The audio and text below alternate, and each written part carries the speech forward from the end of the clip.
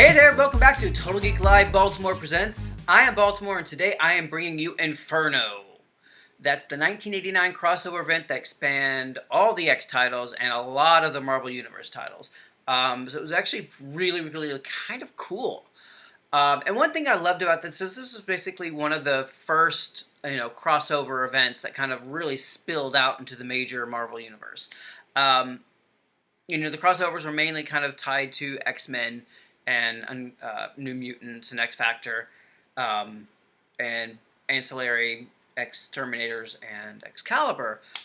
This one actually kind of morphed into including like Daredevil, Power Pack, Captain America, Avengers.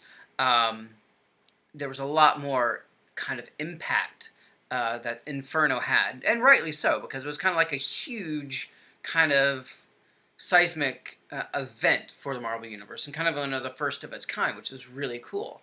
And so what I really liked about this title is that this event is that it really built upon everything that had gone on before it, and it got some real oh wow moments, and it left characters in a very different place. So they weren't really afraid to kind of like do something new and different with these characters, which was awesome.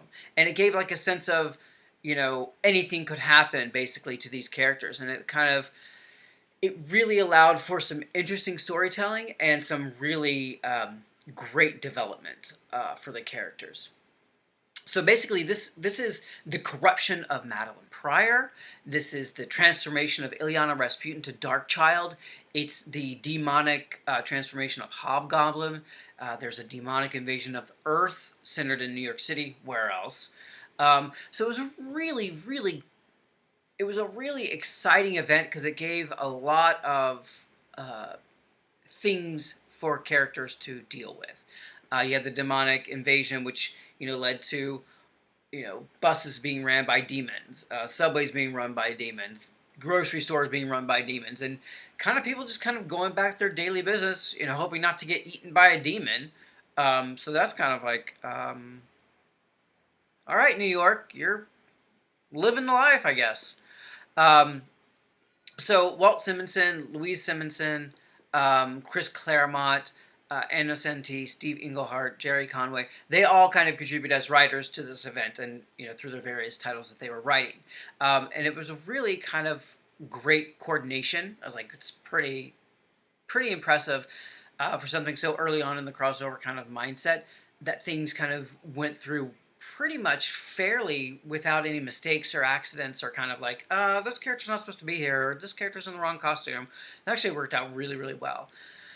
So this centers on Nashter and Sim, who are demons in Limbo, which is the plane of existence that Magic, who is a new mutant, can teleport to between Earth and another place. So anytime she teleports with her stepping discs, she takes a moment to go through Limbo to the next place.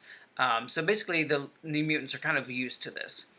Well, this time, Nashter, who is the new demon on the scene, basically casts a spell that blocks Illyana from actually going back to Earth.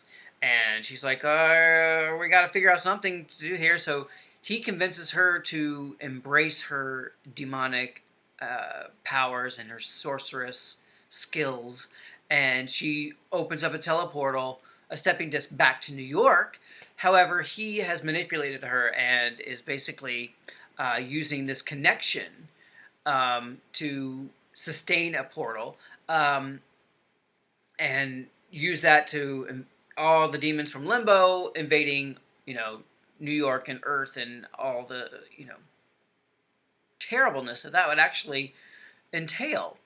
So what was really kind of cool about this time is you have Uncanny X-Men, who are basically the X-Men who basically sacrifice their lives, and they are on the run, undercover. No one knows they're alive. Everyone thinks the X-Men are dead, but they're not. They're just hiding out in the Outback, which was kind of one of my favorite eras. And then you have the X Factor team, which is the original group of X-Men brought back together, and they're training new teens to kind of use their powers and be, forces for good. The New Mutants are still hanging out with Magneto at the Xavier Mansion. He's kind of leaving them and not being a real great headmaster because he's kind of getting involved in the Hellfire Club. it's a whole thing. Um, and so we have this other group that the X Factor that they're teaching are called the Exterminators, which is Rusty, it's Skids, it's Artie and Leech, it's WizKid, Richter, Boom Boom. All those kids form this Exterminators, and they actually have a 4-issue miniseries, which is actually pretty good. So it was basically spanned the entire Inferno event and kind of was their storyline, and it was actually really fun because at the end of it, they kind of merged New Mutants and Exterminators together, so they were kind of their own sort of team, which was pretty neat. Um, so the Exterminators basically were part of this, and what happened with the connection between Limbo and Earth is WizKid, who was his power was computers, he could do anything with them.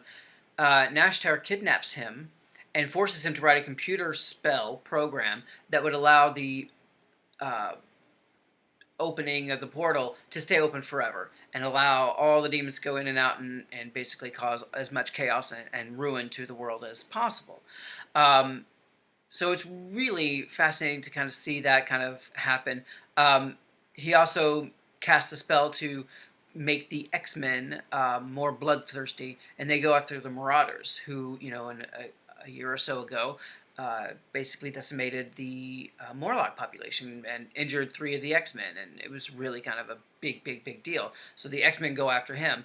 The only one who is not really affected by that spell is Colossus, due to his organic skin, metal skin. He kind of sees through this, and he kind of realizes maybe his sister could be a help for this.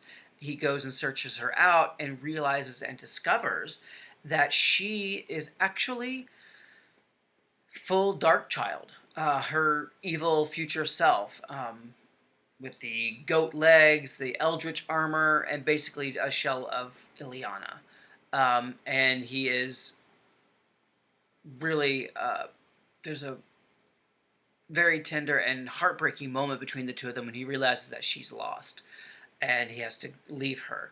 But the New Mutants don't give up on any of their own, and Wolfsbane convinces her to, sacrifice all of her powers to save the world and Limbo and everybody. And it's a really beautiful moment. And I'll get back to that in a moment. But then we have a really great moment between all the original 5 X-Men, which is now X Factor, and their storyline kind of centers around Mr. Sinister, who comes back in and reveals that he has actually made Madeline Pryor a clone of Jean Grey. And so she goes insane because of this revelation. She is manipulated by Nashtar. She becomes the Goblin Queen and utilizes her potential, and it's really nasty. She goes directly after Jean Grey, who at this point doesn't have any memories of the time as Phoenix, doesn't have anything going on. She's only telekinetic. And so she's trying to fight her off. With Madeline is clearly more powerful, more hell-bent on destruction. And there's this, it's a really great culmination of, these years worth of storyline coming to a head for them. And Mr. Sinister is revealed. He's, basically kind of plotted and helped create all these chaotic situations. And it basically ends with Nashtir and Sim going to against each other, fighting each other. Nashtir, in a desperate attempt to gain the other hand, infects himself with the transmode virus, which is Warlock, the New Mutant who's from outer space, the Technarchy, his kind of techno-organic virus.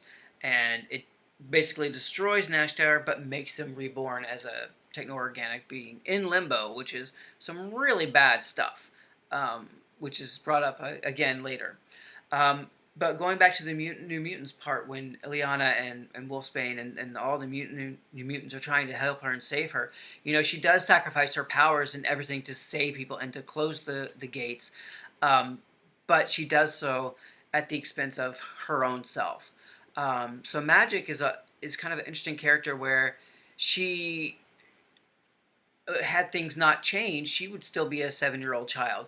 But there was an event that happened where she was left in limbo, and the X-Men were trying to save her, and she was left in limbo for 7 years. So 7 years passed between when they were holding her and when they got her back.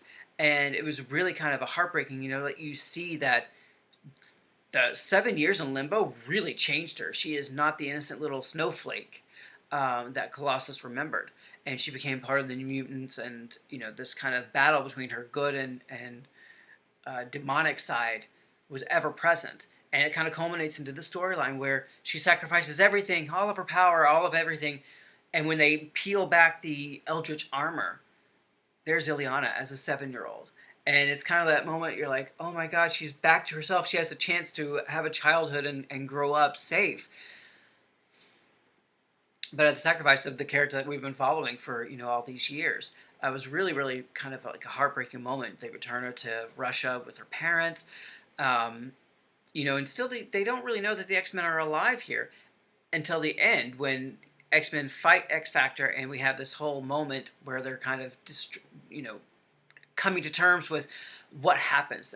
And you have a big, big battle between Madeline and Jean, and basically Madeline uses her fragment of the Phoenix Force, which basically gave her life, to kind of throw everything back in Jean's face. And she destroys herself, and at this moment it's when Jean gets all of the memories from Madeline back, all the memories of the Phoenix that represented her from issue 101 to 137, and all of her actual true potential power. So she becomes telepathic again, and it's this really kind of overwhelming moment because now she's been denying this for so long, and now she has to embrace it unwillingly.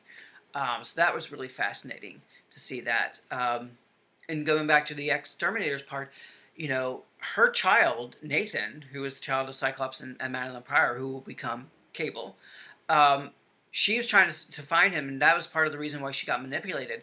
And when she realized that she just didn't care about anything more, she wanted to sacrifice her son and 12 other mutants, babies, to keep this demonic portal open and destroy the world.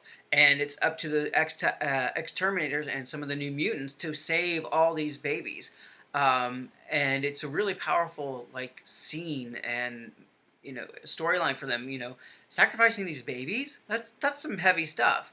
And the Exterminators and the New Mutants, they actually do that. They save them, and they hand them off to who they think is going to take care of them. But in a really great twisty storyline, those 12 children, are basically manipulated and sent, and have a really great coming back story where they have to fight the New Mutants again, who they think abandoned them and are the reason why they are this way. And that's a really great way to pull back from years of continuity to kind of give a new life to a story. But all in all, I think Inferno was really exciting. The demonic aspect hadn't really been explored in the main Marvel Universe before, but this was really great. So I really loved that kind of element to it. And it kind of affected a lot of different titles in different ways, and they could each kind of pick and choose how they wanted to react to it, interact to it, and that was great. So it was a crossover, mainly tightly between the X titles, but loosely between all the other titles. And I think that was a really great kind of way to move the story forward and allow for titles that wanted to be joined in with it to join in with it, but not being overwhelming, kind of control. But I really liked the series. It made for a lot of development and a lot of things that happen later on. You're like, wow, these are still effects from Inferno, which is really exciting to have an event that actually changes people and makes things happen. So I thought that was great. But let me know what you think about Inferno. Was it as amazing as you think it is? Or as I'm telling you it is? Is there some stuff that's kind of dated since it is from 1989? Does it hold up today? Let me know. Sound off below in the comments. Like, subscribe, and share. And I will be back to bring you some more Marvel goodness soon. And as always, it's all geek to us. I'll see you soon.